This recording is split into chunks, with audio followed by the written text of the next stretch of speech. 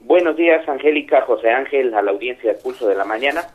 Pues efectivamente han comenzado nuestras campañas político-electorales y nuestro país, yo creo que se va a convertir en un laboratorio de comunicación política en el que se desarrollarán todo tipo de estrategias de persuasión, de comunicación para ganar las elecciones, que es lo que se busca con todas estas estrategias.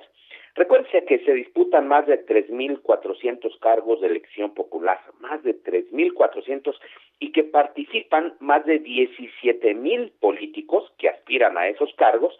Así es de que vamos a ver una gran cantidad de recursos invertidos en estas campañas y que se reflejarán también en una disputa muy interesante en estrategias de comunicación, en redes sociales y evidentemente en los medios tradicionales, pero sobre todo en los medios tradicionales, particularmente para aquellos candidatos que quizá no sean tan visibles como son los candidatos a la presidencia o bien los que van sobre todo a nuestro Congreso. A mi parecer, estas elecciones se caracterizarán comunicacionalmente por lo siguiente.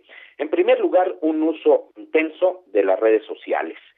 Ahí vamos a tener un ejército de bots, de trolls, vamos a tener, por otra parte, por ejemplo, en WhatsApp, GIFs, videos cortos, memes, también en Facebook, Twitter, y todas estas estrategias serán sin duda importantes, pero no creo que vayan a ser todavía en nuestro país determinantes para las elecciones. Pero, reitero, no hay que perder el ojo de lo que suceda en las redes sociales.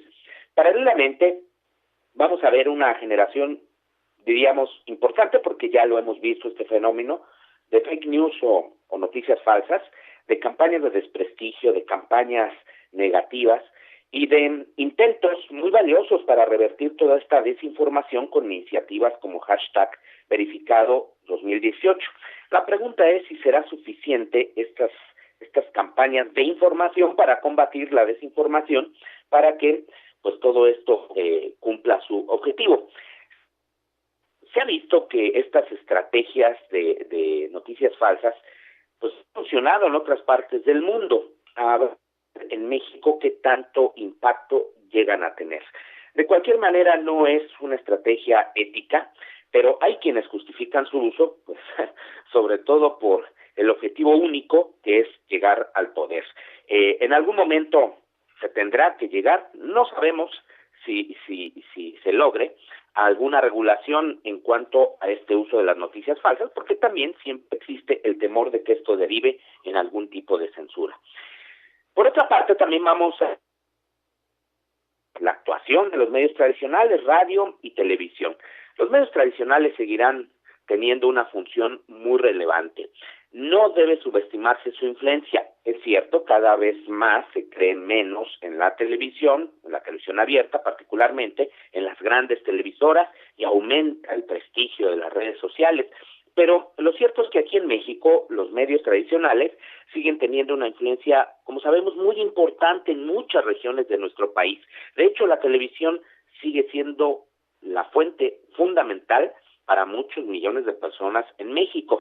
Además, siguen teniendo una enorme capacidad para generar temas de agenda y también influyen en lo que se discute en las mismas redes sociales. Los monitoreos que lleva a cabo el Instituto Nacional Electoral serán muy importantes como para ir vislumbrando cuáles son las tendencias informativas para favorecer o desfavorecer a algún candidato, y creo que hay que hacer un uso cada vez más recurrente de estos monitoreos con el fin de encauzar adecuadamente a los noticiarios para que cumplan su labor informativa. Los medios públicos tendrán, evidentemente, como Radio Educación, una labor fundamental porque son los medios en los que más podemos creer, pues justo por esta centralidad en lo que es la neutralidad informativa, la objetividad, la equidad en el tratamiento de estas campañas. No todos, por supuesto, están en ese mismo carril, pero sí hay algunos medios, como decíamos, como Radio Educación, que sí tienen muy claro cómo debe ser la cobertura informativa de estas campañas políticas. Un cuarto elemento son los mismos spots. Se ha hablado hasta el cansancio de que vamos a estar saturados de los spots, de que resultan en ocasiones contraproducentes para la competencia político-electoral, pero ya forman parte finalmente de nuestra democracia. Efectivamente tendría que hacerse una reforma a este spoteo para que tengamos más debate, menos spots, es decir, menos discurso fragmentado, más análisis, más reflexión, pero pues por lo pronto hay que estar en este asunto, pues de al menos como lo podríamos decir, acostumbrarnos a que cada vez que encendamos nuestra radio, nuestra televisión, vamos a estar frente a estos spots. Desafortunadamente, en los partidos políticos ha faltado una mayor creatividad para hacerlos mucho más atractivos y que en lugar, ya decíamos, de rechazo, genere una enorme aceptación. Un quinto elemento es que habrá una convivencia, por lo tanto, en estas estrategias de comunicación vanguardistas y estrategias tradicionales, pues sobre todo prácticas de, como sabemos, de compra de votos, de acarreo, que podrían ser determinantes en algunas poblaciones de nuestro país y que son contrarias a los principios democráticos más elementales. Por cierto, esto no es una práctica que solo sea inherente a un partido político, sino prácticamente a todos. Es decir, todos tienen estas prácticas de acarreo, de compra de votos, desafortunadamente. Otro elemento adicional serán los debates. Serán organizados por el INE, como sabemos, puede haber otros, pero es poco probable que, al menos en cuanto a los candidatos a la presidencia, no participe en ninguno adicional Andrés Manuel López, quien, como sabemos, pues es el candidato a vencer por el resto de los candidatos.